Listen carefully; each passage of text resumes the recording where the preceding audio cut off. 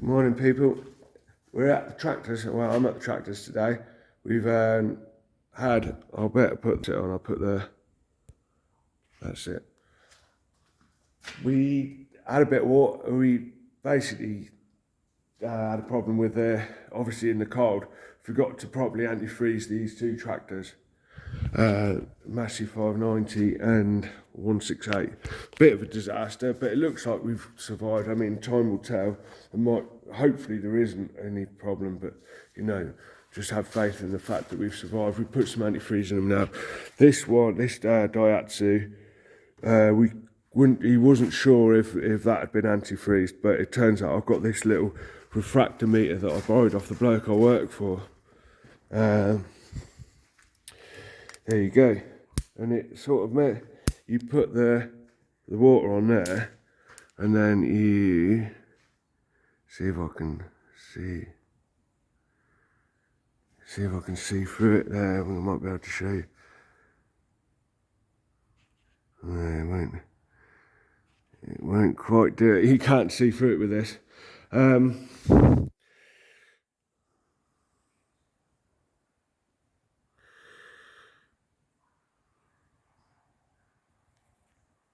Yeah, unfortunately, I tried, but the camera won't do it. Anyway, basically, I come down the other day and dropped what the water I could out of these two.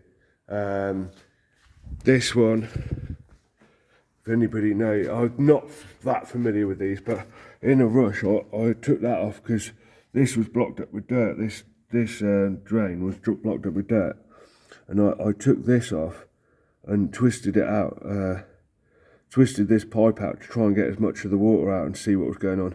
Unfortunately, I broke this. It's something to do with the hydraulics. An expert on these might know, or I say expert, just somebody who knows. I don't really know off the top of my head. I could find out, but just if anybody knows what that is, I've broken a Bakelite bit on the end of it. Look, it's some kind of switch. It's, you know, I think it's the pressure or temperature switch of some degree. I don't think it's a temperature gauge. It's just a switch to tell you something's happened. Something to do with the hydraulics, because it goes on to the cooler here, or the filter. Yeah, oil cooler. It's the oil cooler. So yeah, temperature maybe, just to say what the temperature is. But you know, here's my lovely old combine. Just waiting for Stuart to come down. I've just tested the antifreeze. The Daihatsu's got red antifreeze in it, and that's down to 20, so that should be fine. That's got 20 protection on it.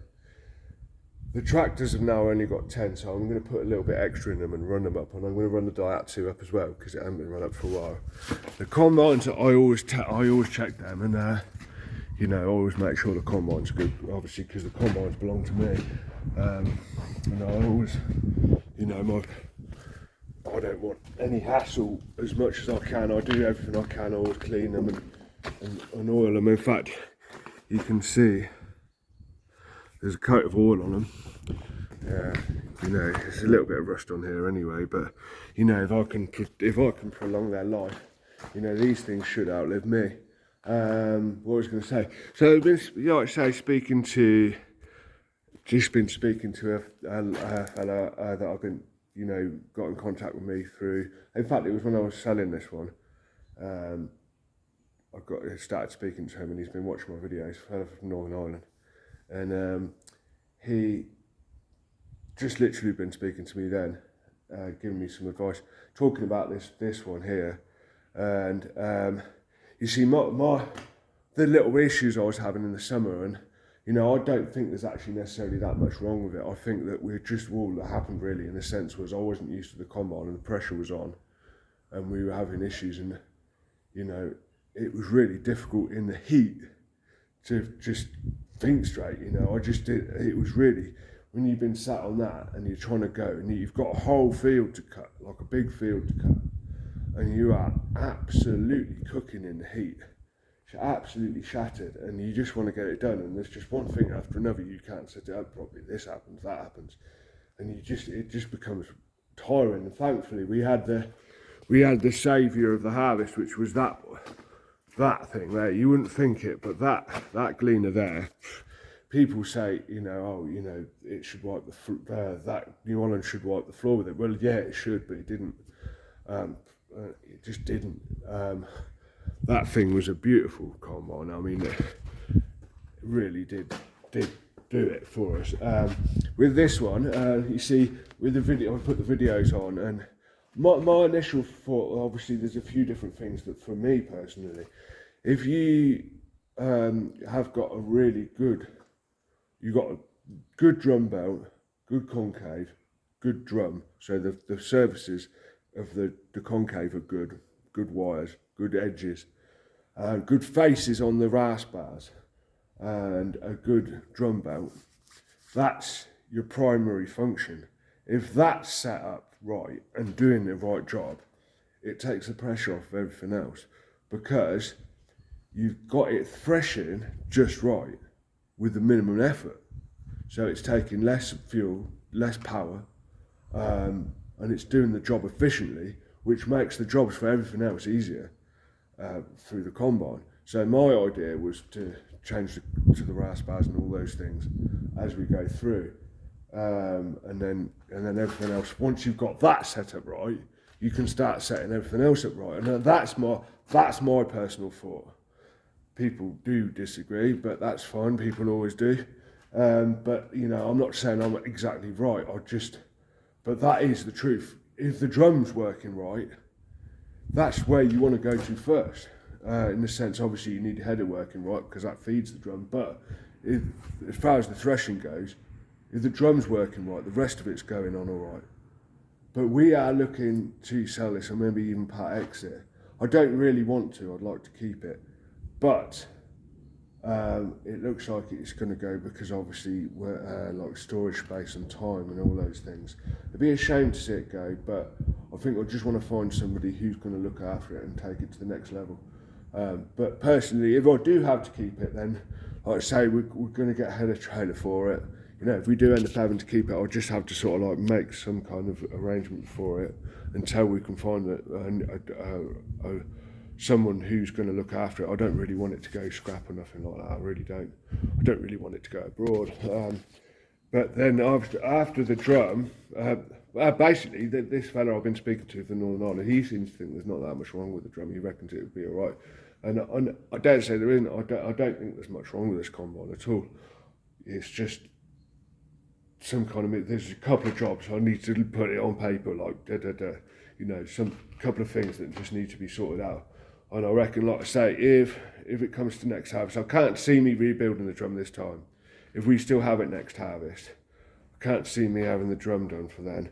But I think there will be a couple of little jobs, certainly could do with the, I think maybe a new couple of belts, drum belt, fan belts, traction belt, and that's about it really. Could do with cleaning the tank out properly again, the fuel tank. But then, you know, apart from that, I need to put the original wheel back on because we had a pop tyre. But there you go. I mean, again, I'm not looking forward to this one going. I'd love to keep it, but it's all about prioritising. I've got this lovely old Europa now.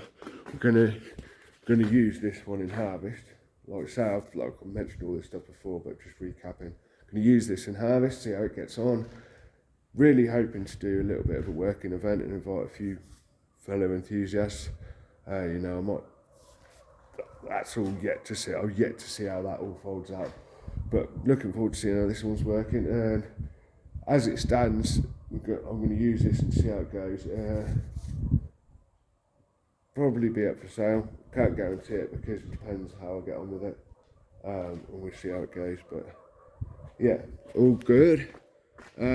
That's basically it. I haven't done a video for a while because my phone broke and I had to get another one sent in the post, and I haven't downloaded the sort of video app that I use to sort of join the videos together. So this will just be the one video. But I just want to wish everybody a happy Christmas and, you know, have a good time despite everything that's happened. I think, you know, I think the news makes things a lot worse than they really are. okay, you know, the situation's not great, but it's never great, really, is it? But there you go.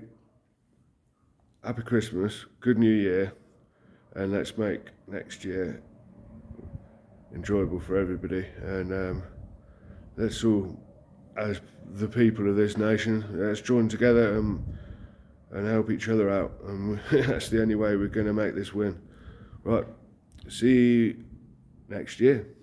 Goodbye.